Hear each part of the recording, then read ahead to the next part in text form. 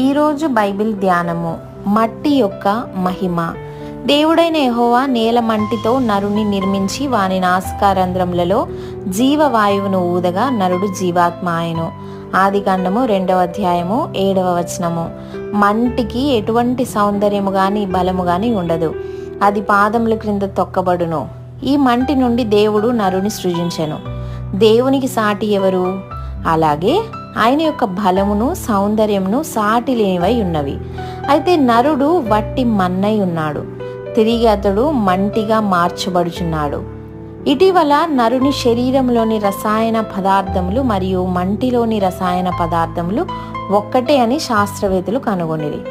నరుడు మంటి నుండి సృజింపబడిననుటను ఇది రుజువు చేయుచున్నది. నరుడు సృష్టి యావత్తునందు చిట్ట చివరివాడుగా సృజింపబడే కాక కనీసము పరదైసులోని మంటితో కూడా కాకుండా వట్టి సాధారణ మంటితో సృజింపబడినందున అతిశయించుటకు అతనికి ఏమీ లేదు. అంతేకాక నరుడు దేవుని సృష్టి యావత్తులోనూ విశేషమైన వాడై ఉన్నాడు. దేవుని యొక్క అదే జీవవాయువు నరునిలోనికి ఊదబడెను. దేవుని యొక్క జీవవాయువును లేక దేవుని యొక్క నిత్య జీవమును కలిగి ఉండు భాగ్యము నరునికి మాత్రము ఇవ్వబడెను. తన సృష్టి యావత్తుకు భూషణ కిరీటమైన నరుని నేల మంటి నుండి దేవుడు సృజించిన రీతిగానే నరుడు వేల మంటి వలె తన్ను తాను తగ్గించుకొనినప్పుడు దేవుడు అతనిని మహిమగల సృష్టిగా మార్చుచున్నాడు.